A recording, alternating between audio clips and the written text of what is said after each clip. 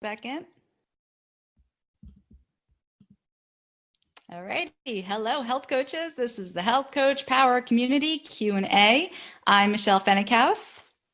So I want to know, is your business registered? Is it insured? Does it have its own tax ID number? Do you even know what I'm talking about? We're going to be getting into all of this sort of like the nitpicky business items that can drive you crazy, especially when you're first starting out and getting your business off the ground. So I'll be answering a question about that and a bunch of other questions as well. If you're here with me live as we're streaming to Facebook, go ahead and put your questions into the comments now. I'll be getting to those in just a couple of minutes. Now, before we dive in, today's episode is brought to you by my free training, Turn Your Health Coaching Business into a Full-Time Salary. This is a free on-demand training, so it's available to you right now. Well, wait until we're after this Q&A, then it's available to you. Don't go skip out on me now. I want to tell you about this training, though, because coaches tell me that they walk away from this short period of time. You know, they go through this free training, and they end up with ideas that they can put into practice and that they do put into practice right away. So many of them are like, wow, that was such a fluff-free hour of my life. Thank you. And we're putting these things into practice right now. So if you guys have ever wondered how you're going to turn this business into a real job that actually pays the bills, check it out at findyourbalancehealth.com/earn. Alrighty, so let's get into our first question. And this comes from Leslie, and Leslie wrote that she needs some advice on the legalities of running a business. For example, business insurance, general liability, professional, home-based business or business owner's policy. She wants to know what kind of insurance. She also wants to know, does she need to register her business, which is an LLC in Maryland? And she says, I get that I need a state tax ID number, but do I also need a federal tax ID? So lots of questions here, right, Leslie? I know, it is confusing. There's a lot of stuff. And what I want to say about this question is, what I really want to ask Leslie, I don't know, Leslie, if you're listening now or listening later, hopefully you will be, how many clients are you working with? And the reason I want to ask that question is because so very often I see health coaches getting stuck in all of this sort of paperwork, red tape kind of thing. Like, oh, I got to register with my state. No, I got to register with my city. Oh God, I need this insurance. No, I need this other thing. And the truth of it is that that can keep you from actually doing the work for like months, years. I see it just kick health coaches right out of the whole profession because they just are under this impression that they can't move forward until. So what I want to let you know, Leslie, is that right now, without your tax ID number, without your insurance, without your business registration, you can start working as a health coach, as a sole proprietor. You don't even have to be an LLC. You can start working with clients. Now, I'm not saying you shouldn't figure these things out, but I have found in my business, it's hard to get appropriate answers, especially when it differs from state to state. It's not like you can just ask, me, for example, what an LLC in Maryland has to do. I don't know, but what you'll find is that as you go along, things will become necessary. Like for the first 5 years of my business, I didn't have my own bank account for my business. I just kind of put the money into my personal bank account and used it and whatever. It all kind of worked in the beginning because I didn't have that much income going in and out. So, I'm just saying, you can go ahead. I wasn't an LLC until last year, you guys. I worked as a sole proprietor for almost 10 full years. I'm not saying that's what you should do. I'm just saying that you can have a successful business. You can impact people's lives without all of this stuff. So that's really the take-home message, Leslie. I'm sorry, I don't have the answers for you on all of this stuff. I'm not a lawyer and I can't tell you exactly what kind of insurance that you should get for your exact type of practice, but obviously there's resources out there for that. And I'll tell you that what happens is you'll just get to a point with each of these items where you're like, okay, now I have to figure that out. You know what I mean? At a certain point I was like, okay, now I have so many transactions coming through my business that I have to separate this into a separate bank account. And that's when I did that. And at a certain point, I was paying so much in taxes that I said to my accountant, I have to do something about this. And he said, well, you can become an LLC that gets taxed as an S Corp and you'll save it on your taxes that way. And I was like, okay, yeah, let's do it. But up until that point, hadn't really been a need for it. So what I'm trying to say is get out there, do the work. Don't let all this stuff drag you down. I'm not saying you shouldn't do these things, but they're not necessary to get started. And I'm guessing you're in that place where you're just getting started. All right, but thank you for asking the question, because I know this is something that comes up a lot for a lot of coaches. Take it one step at a time. You'll get there. All righty, we have another question from Carrie. And Carrie said, my client is asking about natural fertility support, food, lifestyle, and anything else. And she wanted recommendations around this. And I was thinking, Carrie, that one thing, well, I mean, I know you wrote lifestyle, but one thing that came to mind, like immediately for me, that's just become more and more clear over time is talking with our clients about endocrine disrupting chemicals in their environment and in their home. It's always, with my clients, a lot of times that's like the thing they don't really want to talk about. They want to talk about food for sure. But when it comes to fertility, when it comes to anything related to hormones, but also when it comes to weight gain, just about everything, like all roads, most roads, almost all roads lead back to hormones and to the endocrine disrupting chemicals in the environment. So I would definitely, if I was talking to a woman about fertility, I would definitely have her get all the plastic out of her kitchen, like done. Like she's trying to get pregnant, like not like ease back on the plastic. I would be like, let's just get all that out right now. In addition to looking at, how the packages that she's buying the food in, cans for BPA, that sort of thing. I'd be looking at her water quality, what's in her water, maybe looking at a reverse osmosis or a Berkey filter. I'd be asking her about other exposures that she may have, things like sometimes people work in a facility where they can smell like the plastic or, there's like materials that they can smell. That's like chemicals in the air that they're being exposed to. That can be a really important question to talk with your clients about. And then of course, personal care products and having them upgrade all those products so that they're getting minimal exposure to even things like handling receipts that you get at the grocery store. Those things are coated there's BPA in those receipts. They're actually banned, I think, in Connecticut and one other state. I can't remember, maybe California. But even things like that she may not be aware of. She wants to really think about getting all of those estrogen mimickers, all the mimicking chemicals out of her environment as much as possible. So that's where I would go with that. In addition to, and I may have mentioned this last week, there's a great book by Nina Plank, Real Food for Mother and Baby, that talks a lot about eating for fertility. So that's what I have to say about that. Thanks for asking the question, Carrie. And for all of you who are here with me live, go ahead and put your questions into the comment area, and I'll be getting to those in just a moment. Let's see, we have another one here from Fiona who says, from your experience as practicing health professionals, could you guys weigh in on the anatomy topics you come across a lot, looking to understand what I should pay more attention to in my studies? So Fiona's taken some sort of anatomy classes, which I know not all health coaches do, but she's thinking like, what's more important to pay attention to? Like the lessons about the skeletal system or the muscular system or whatever. So Fiona, this is an interesting question for me because in college as an undergrad, I started as a physical therapy major, which is funny because then I switched majors to art. Yes, I have a degree in art. And then of course, later on in my career, come full circle back to health. So I often think back to that first year of college where I was taking a lot of anatomy and physiology classes, exercise science, all that sort of thing.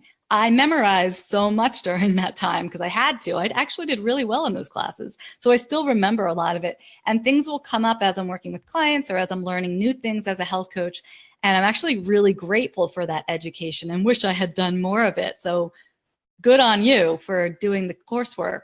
I would say what is most relevant to health coaching is digestion, anything that has to do with the endocrine system. This is going to sound kind of really like maybe obvious, but anything that has to do with the organs of the body, proper functioning of the organs, versus the structure of the body, like the bones and the muscles and the tendons and the ligaments. Like I had to learn all that stuff, especially for physical therapy. But that stuff comes up a lot less often.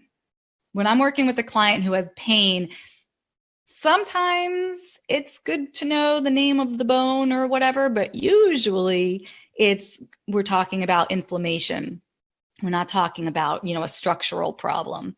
So if I were you, what I would pay the most attention to are the topics that come up, learning about the liver, learning about the, phases of hepatic detoxification. Like, yes, that's very relevant. Learning about the digestive system, learning about the layers of the intestinal lining and what intestinal hyperpermeability is all about. Yes, very relevant to health coaching, but less so memorizing, the names of every bone in your hand. That might just be a waste of time.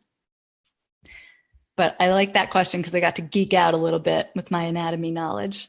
Sometimes it's good. Sometimes my kid will ask me a question like, Mommy, what's the knee bone called? And I'm like, it's your patella, honey. And I'm like, wow, where'd that just come from? All knowledge is good knowledge. I feel like we pull from everything we've learned in our lives to be really effective health coaches. So yeah.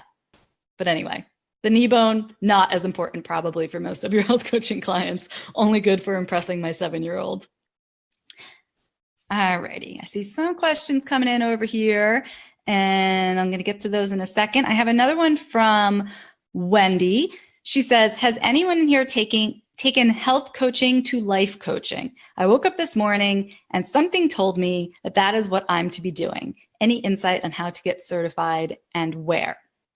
I thought that was an interesting question, Wendy, because I joke that I'm 99% a life coach. For as much as I love talking about food and doing cooking classes and nerding out on all sorts of nutrition topics, at the heart of it, health coaching is life coaching, right?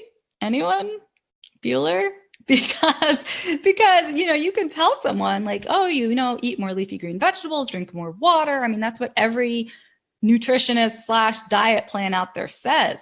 What makes health coaches different is that when our client doesn't eat more vegetables, doesn't drink more water, we don't just kind of look at them with a confused look. Oh, why didn't you do what I said? We're not coming from that model of medicine. Instead, we say, okay, well, what's standing in your way? What's the challenge around that? Or how is it serving you to continue eating Haagen-Dazs every night in front of the TV? And asking those open-ended questions are going to get them talking about the whole topic and not just letting them know that they've been bad for not, eating their vegetables. So I think that honestly, health coaching is so much life coaching that I doubt that you need to go get another certification. Really? Of course, you might feel like that's just something that you want to do, but I would really look at the cost of another certification and whether or not it's really necessary. If it's going to help you get more clients, keep more clients, or serve more clients. And I'm guessing no. In fact, I was just talking with a health coach today. We were doing a private session, and she said that she's been wanting to call herself a nutrition-based life coach. I think that's what she said. Or nutrition-focused life coach. And I'm like, that's actually sounds pretty good for most. I mean, some health coaches really do focus just straight up on nutrition and the science stuff, but most health coaches expand out beyond that. And we're talking with our clients, all kinds of health issues. I know that I do. And anyway, Wendy, go out there and life coach to your heart's content and worry about certifications later. You don't need it. All right, let's see here.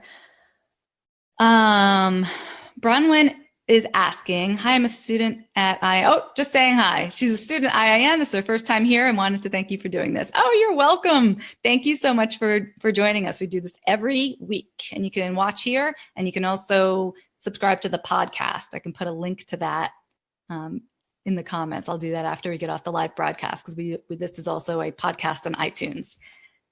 And Sharon wants to know about my skin. I hope my skin looks beautiful. And if it does, it has a lot to do with the lighting. So here's what you do, you guys. When you're doing anything on video, you want to be in front of a window. So right now I'm facing my camera in my computer, and then behind the computer is a window. And you don't want it to be really harsh, direct light, like, you know, depending on the time of day and where your window is situated. Sometimes you'll get really harsh light on your face and you're like, can barely even see because of the glare. You don't want that kind of light. You want more of a diffuse light. So I actually have a shade on my window that doesn't block the light. It just softens it a little. We just got it at Home Depot, nothing fancy. And so I have that down so that I get a nice diffuse light on my face. It's almost like building in an Instagram filter to your live videos. So that's my secret to my skin. And other than that, I use argan oil. I don't actually use many products. I mean, through the years, you'll probably find this with your clients too. You want to get them off like the Noxzema or the Vaseline on their lips or whatever. You want to move them to like more clean products. And that's great. And there's some beautiful ones out there. But like ultimately over time, I was like, oh, why am I paying so much money for this like clean bottle of like sesame oil when I could just like go to the grocery store and buy sesame oil for way less money? So most of the products in my bathroom are from the grocery store. Good question. So fun talking about this stuff. My husband's always like, why is the jar of coconut oil in the shower? I'm like, obviously. Where else would it be? All righty, let's see. We've got another question here from Bianca. And she says, I'm starting my first client next week. Yay, good for you. She has diabetes and high blood pressure, and she wants to control both. Any suggestions? Well, Bianca, what I wanted to say to you is that this is a great client. And the reason is because so often people who hire health coaches are people who are really into being healthy. I'm not going to say that that's what always happens, but often you'll get clients who already know a lot about health. They're the ones who are willing to invest in a health coach because they're psyched about it and they just want to learn more. But they already have a pretty clean diet. And then you're like scratching your head like, well, what am I going to do with her? She already eats her greens every day. She already knows what quinoa is. Darn it. I'm not saying you can't help people like that. You totally can. But when I have a client who's like really overweight or insulin resistant or got that high blood pressure, I'm like, oh yeah, baby, we are going to make huge inroads on this. So, because you can pretty much do anything. You look at a food diary from that person and just doing something as simple as getting them off the soda, right? Just that alone, going to make a difference. Like anything you do, you're going to make a big difference when you're moving them from whatever they're eating now to real food. It's like so simple. It sounds like this person is well on their way to metabolic syndrome or potentially already there. Something you could talk to, I'm assuming it's a woman, actually. It may be a man. Oh no, you said she, a woman. Something else you could do is measure around, you can Google this at a certain centimeter diameter around the midsection, you start to qualify as having metabolic syndrome. So you could do that with her and kind of see where she lands in terms of her waist circumference. And that can be important sometimes for people's health insurance, because if they are meeting all these parameters of high blood pressure, a larger waist circumference, things like that, sometimes their premiums go up. So it's an important thing to talk about. But anyway, it's like up for grabs where you want to start. I usually start with the most glaringly obvious thing. Like if they're drinking 10 cans of soda a day, you want to get them down to like 5 cans and take it from there. But anyway, it'd be interesting to hear how that client progresses for you. I will tell you that I've gotten clients off of blood pressure medication very, very easily. You know what I mean? It's not a hard thing for many people. It's not that hard. You just get them to eat more real food and a lot of the stuff will take care of itself. So good luck with that. All right, let's see here. We got a question from Elizabeth, and she says, I was offered to maintain a Facebook page for a fitness class facility. This would include things like to do a weekly Facebook Live video to answer questions, tutorials, etc. It's for the members of this fitness place, but they would pay me. So do you have any suggestions as to how much to charge? Oh, that's interesting. I mean, typically this is, as far as I know, this isn't something that people are paying a lot for. When I've heard about people doing this for different companies, it's more of like an opportunity of exposure than an opportunity to really bring home bank. So I'm not sure what you should charge. I guess you'd have to look at, like, if they have, 400,000 people on the page versus 60, you will probably be getting a lot more comments that you have to respond to, and you're just managing, more people. If they want you to post once a day versus 3 times a day, I think I just get a little more specific about what your duties would be, and then figure out how many hours of your life that will take each week, and then judge from there. But even if they're not willing to pay you very much or as much as you want, it sounds like it could be a good opportunity for exposure. So like maybe you do it for whatever they're willing to pay you, but say like, oh, can I do a nutrition-based Facebook Live once a week where I drive people to my opt-in or my homepage? Like, see if they'll let you do a little self-promotion in there, and that could go a long way towards beefing up your health coaching business. So I think that's where my brain would be at first, is how can you use this not just to be its own standalone source of income, but to fuel your business?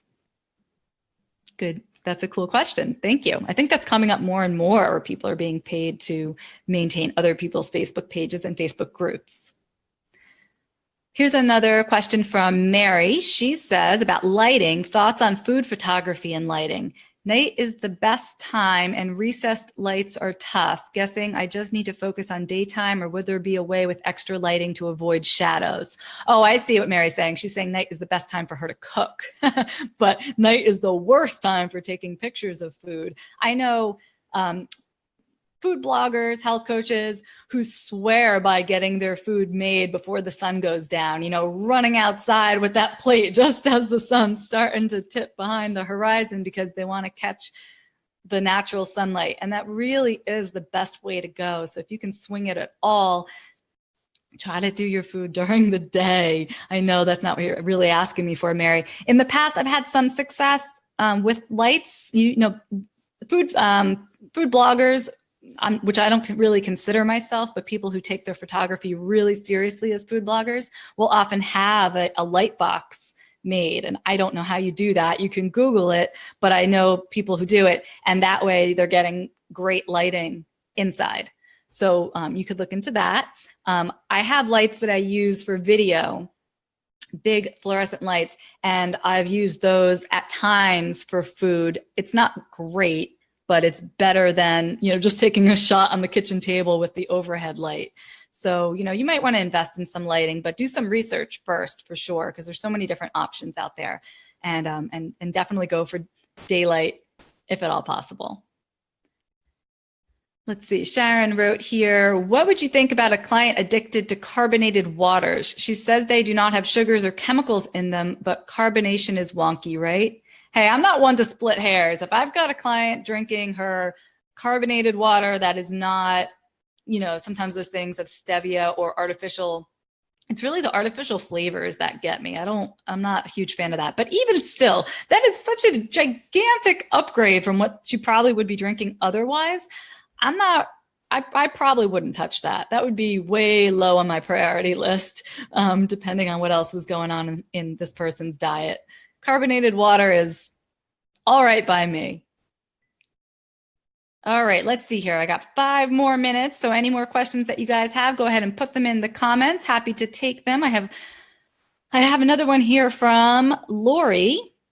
And Lori says that she's looking at websites for ideas, and she was asking everybody to share their own sites for her to look at. So I thought this was just a good topic. Not that I really can answer Lori's question. She's not asking a question I can just give an answer to. But this idea of looking at other people's websites when you're trying to get ideas for your own.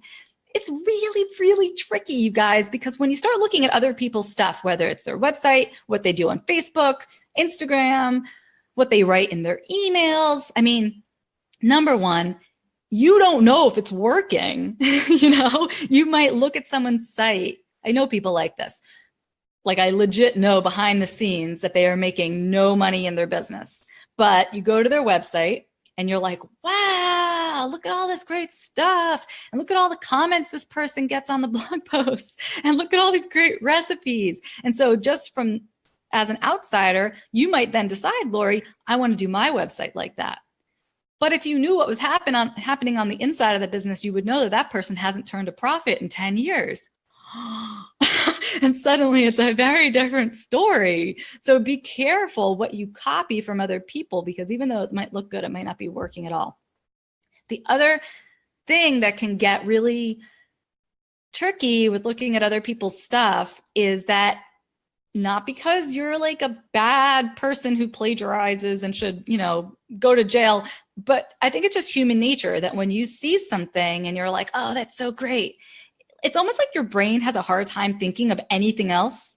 So if you see like somebody wrote, I don't know, a blog post about this topic and this was the name of it. And, when you go to sit down and write your blog post, like your brain keeps going back to that. And it's very easy to inadvertently copy what other people have done, whether or not you're actually plagiarizing. But I think it just like infiltrates your brain and you're not thinking for yourself. You're not using your own voice and coming from your center. You just kind of become scattered. Your message becomes dilute. In short, what I'm saying is I suggest you don't look at other people's websites. I suggest that you pretty much unsubscribe from anyone else, like any of your quote unquote competitors. Don't look at what they're doing. I don't look at any health coach's stuff. Like, I used to get some emails. Unsubscribe from mine if you have to. I don't care. It is toxic in a way because we fall into this comparison game and it can really stunt your growth. I see so many coaches talk about this. Like, I just feel like I'm not measuring up. I just feel like, how come she's doing so much and I'm not doing that with my business, or blah, blah, blah, blah, blah. You don't know what's going on behind the scenes. And it's impeding you more than it's helping you. What I would suggest, aside from just kind of getting quiet and just tapping in and thinking about what does my website need to do? How can it best serve me? I mean, these are really business questions. What you might look at are websites from people in other fields, because that way you won't be influenced by the content so much, but you can be a little more objective about, okay, this website is easy to use because the navigation is really clear at the top. Or I really like this website, even though it's for a tax attorney, because they make it so easy for me to request a consultation, or whatever it is. But often if you kind of try to cross-pollinate your ideas with other fields, that can go a long way. And not leave you with a big case of comparison-itis. You know what I mean? All right, let's see here. Mary's saying, thank you on the info for the food lighting. Figured that was the case, just seeing such perfect photos out there. Yeah, back to that whole comparison-itis thing, right? Like, oh, that person's food.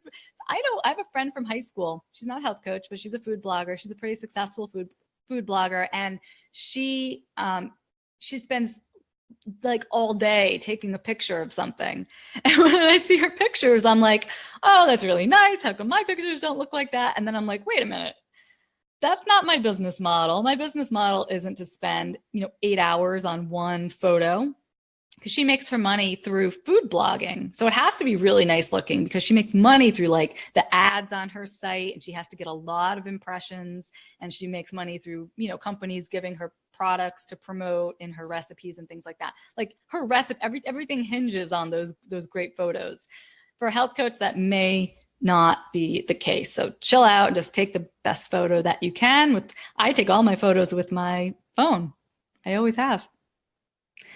All right, you guys, it's 3:30, so we are going to wrap it up. Thank you so much for being here, and I will see you next week. Take care.